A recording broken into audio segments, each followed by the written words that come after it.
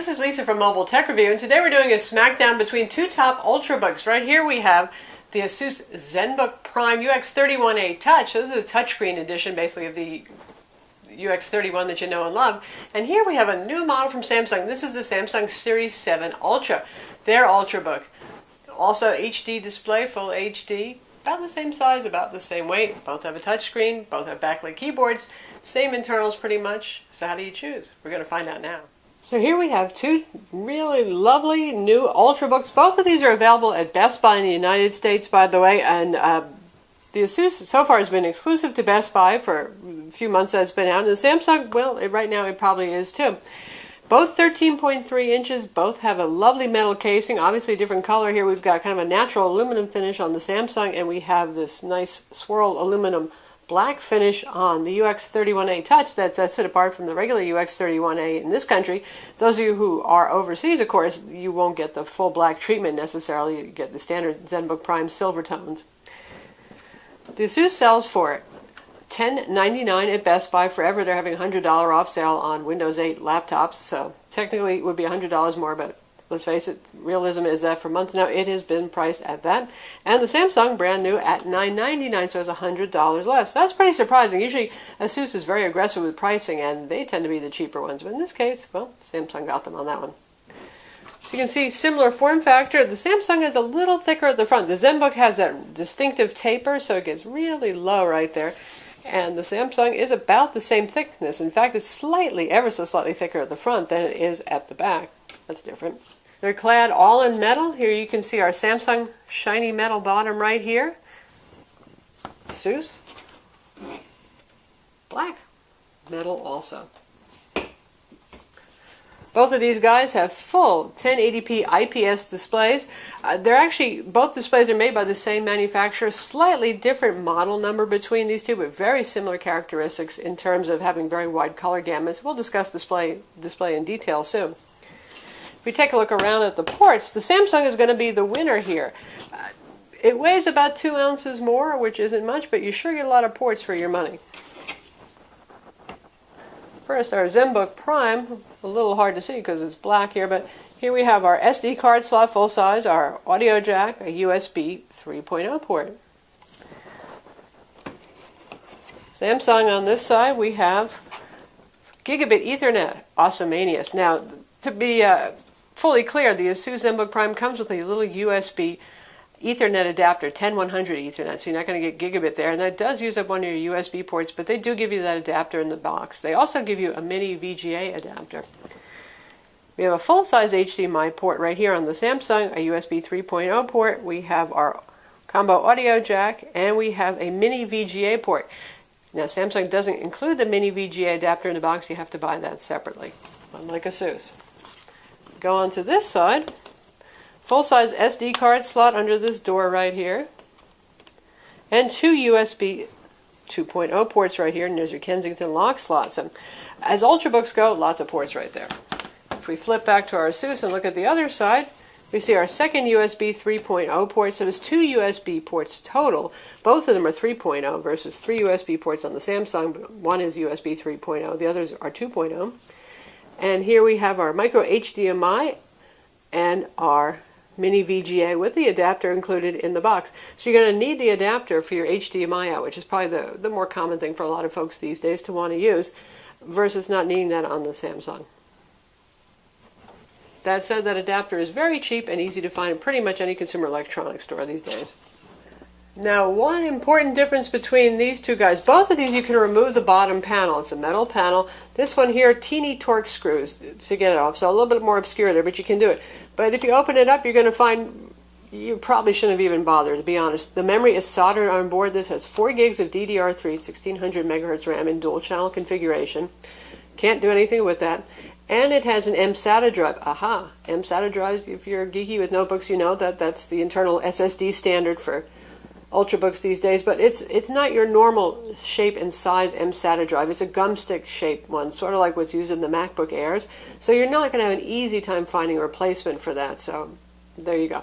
128 gig SSD in here right now. There is no 256 in the United States. Overseas, yes, you do have that option. wireless card. Both of them have the same socketed wireless card, and it's the Intel 6235N adapter with WiDi dual band. Good stuff there.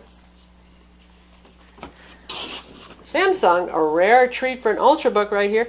We have standard Phillips head screws. That's not the rare thing, but it is nice. You can take off this bottom panel. If you watch our video review of this notebook, you'll see you actually have 2 RAM slots in here. 2 standard SO-DIMM slots. Again, DDR3, 1600 megahertz. And you have a standard mSATA drive. It comes with a Samsung one. No surprise there. And the usual socketed Intel wireless card. So you actually can upgrade the SSD in the future on this if you want. And you can upgrade your RAM. It ships with a 4 gig DIMM installed, so both channels are not filled. And something interesting in terms of desktop graphics performance using the Intel HD 4000 is that if you do pair up for dual channel, you should get some great speed improvements. And we're going to swap some RAM in here to find out about that. So be sure to read our full review when it's available to see how it does. No surprise when we open them up, you can see obviously the big color difference right here, black on the inside. That's continued throughout on the Zenbook. And we have the same silver on the Samsung.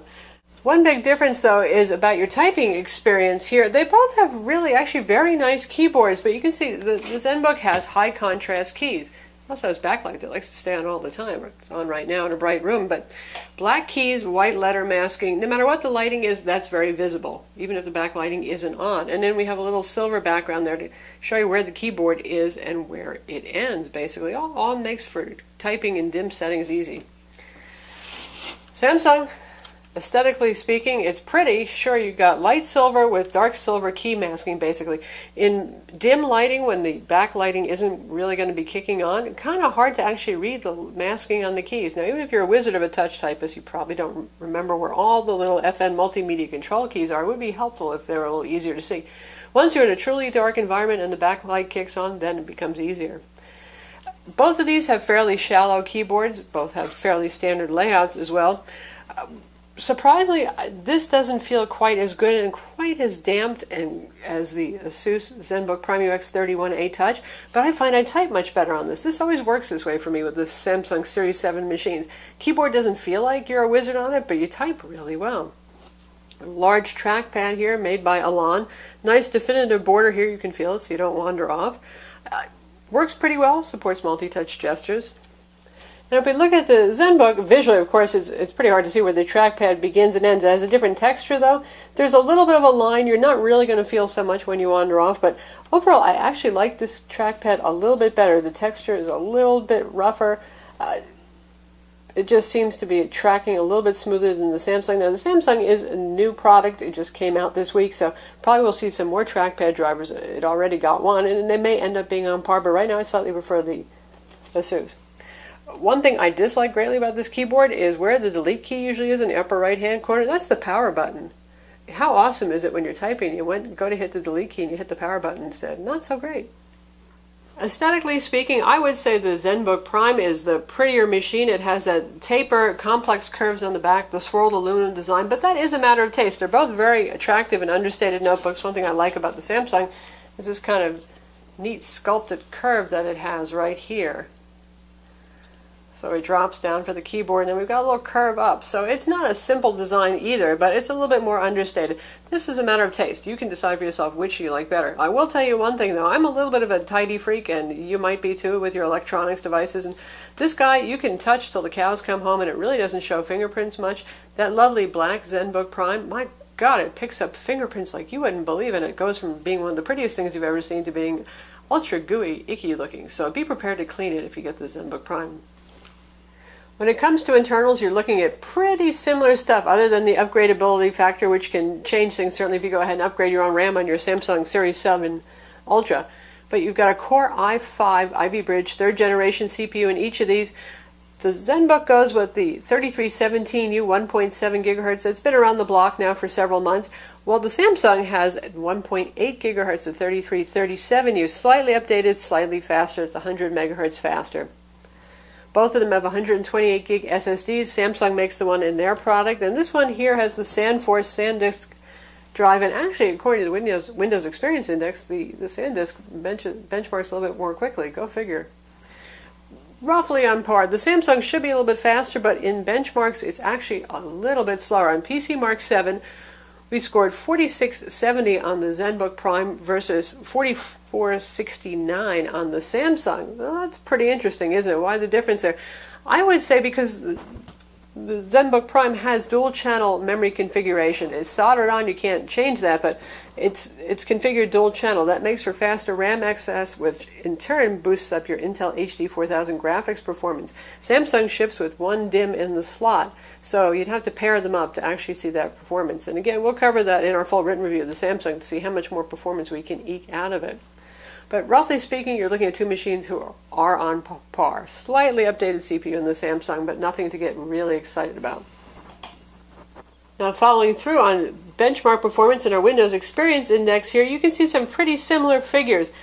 We have a 6.9 for both CPUs. The Zenbook UX31A Touch scores lower for memory, 5.9. 5.9 is a pretty typical figure for a lot of notebooks. When you see something faster, that's pretty neat. We have a 7.2 actually here on the Samsung for memory. Nifty. For graphics, desktop graphics, we have a 5.5, which is typical for, again, memory and dual channel configuration. That's your RAM memory we're talking about, because the Intel HD 4000 integrated graphics uses your actual RAM as its video RAM. Here we're at 4.6, so a significant difference there. Now, experientially, does it feel much different? No, not so much. But again, I'm going to upgrade that RAM to matching DIMMs and see what happens. For our gaming graphics, it gets closer. 6.4 for 3D gaming graphics on the Zenbook and 6.2 on the Samsung. And primary hard disk, 8.1 on the Asus Zenbook Prime and 7.9 on the Samsung. When it comes to displays, both of these are 1080p, that is 1920 by 1080. Touchscreens are capacitive multi-touch going on here. Both are glossy displays. Both do offer you plenty of glare. They're both also quite bright, 350 nits for both of these. I would say the Zenbook Prime gets a little bit brighter. I haven't hit it up with the color meter yet to say for sure, or the light meter, but at maximum brightness, a little bit brighter. Both of these use CMN panels. That's an IPS display, very similar. We have the 1343 on the Samsung, which is the same one that's using the Asus Zenbook Prime UX32VD, and we have the CMN 1348 on the Asus.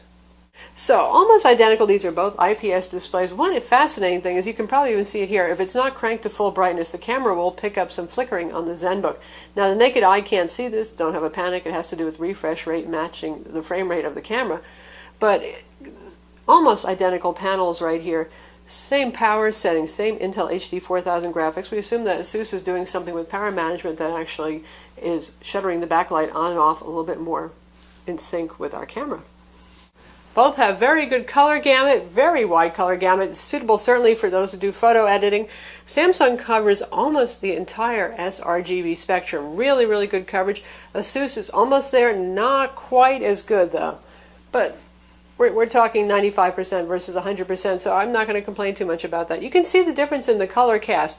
The Asus has a warmer display, that is, yellows tend to be more accentuated. That can make movies look very rich, especially skin tones kind of pop, and so do sunlit settings.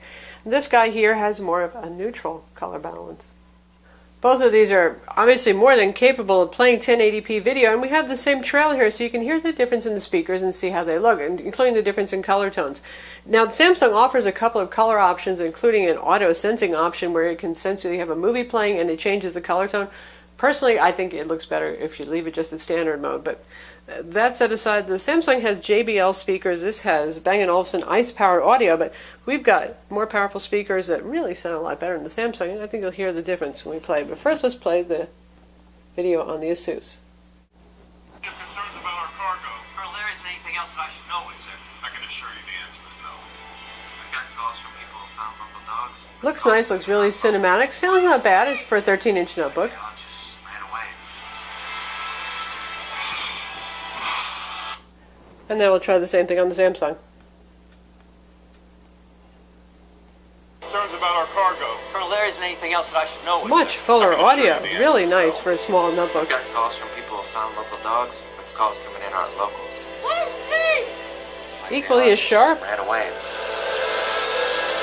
And really, as to which one you like better depends on whether you like warm tones versus neutral to slightly cool tones.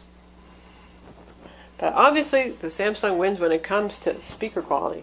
Asus got a kind of a bad reputation for light bleed, both on their Android tablets and some of their laptop computers, notably their Ultrabooks. They've gotten it under control. We do have a little bit of light bleed. It's along the bottom edge here. That's where, for those of you who don't know what that is, when you're displaying something black, like the black bars in a video or anything that's quite dark, you'll see a little bright light coming out from the edges, but certainly in control. The Samsung has almost none, so a little bit better there, but we're not complaining about the Zenbook too much.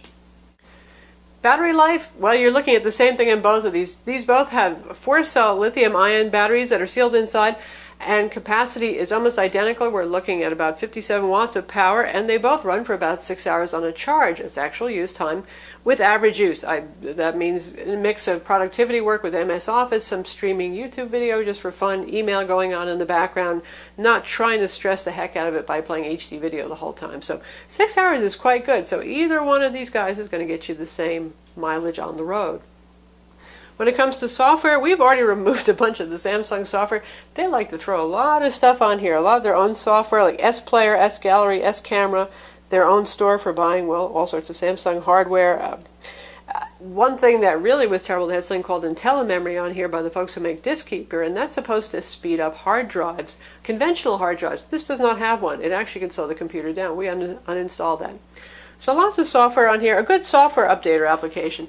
Asus doesn't put nearly as much stuff on here. Some of it's actually useful, like a unit converter. They have their own software updater, which is not as brilliant as Samsung's, I'll say that. Samsung really does a good job of keeping you up to date or letting you know when new apps are available, and obviously new drivers as well.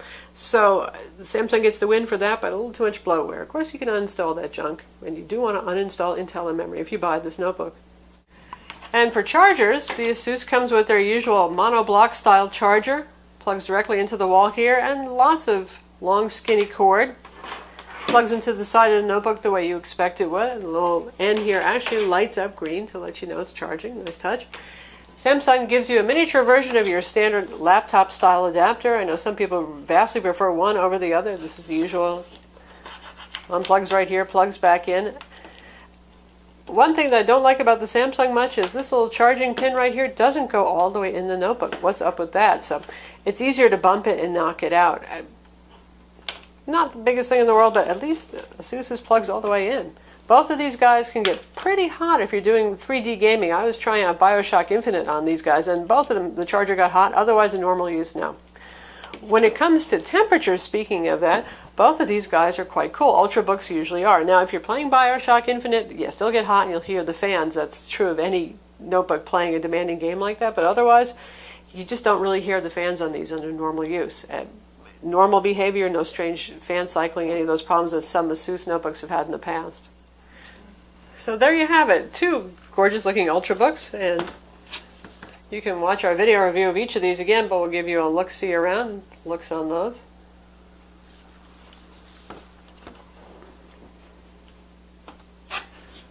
Both around 3.5 pounds. Both really nice looking laptops. Probably I'd say the Asus has a little bit more super high style, or a little bit more of a unique look, but now you see the salient differences between these guys, and there really aren't a whole lot. The big thing for the Samsung is going to be the upgradable parts inside for you folks who want to upgrade your RAM and your SSD drive.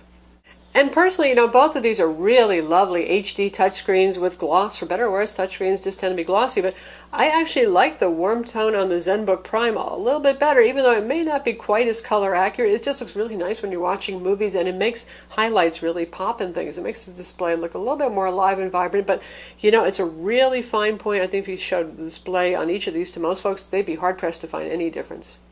So that's the Samsung Series 7 Ultra versus the Asus Zenbook Prime UX31A Touch. As you can see, really, you're not going to go wrong with either of these.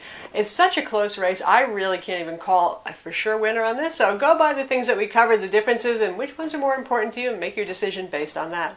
I'm Lisa from Mobile Tech Review. Be sure to visit our website to read the full reviews of each of these lovely Ultrabooks. Subscribe to our YouTube channel and hit that like button.